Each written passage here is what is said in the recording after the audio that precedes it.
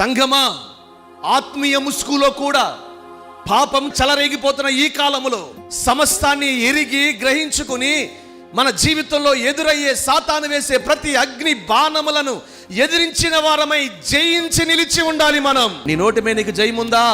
నీ కంటికి జయముందా? నీ ఆలోచనలకు జయముందా?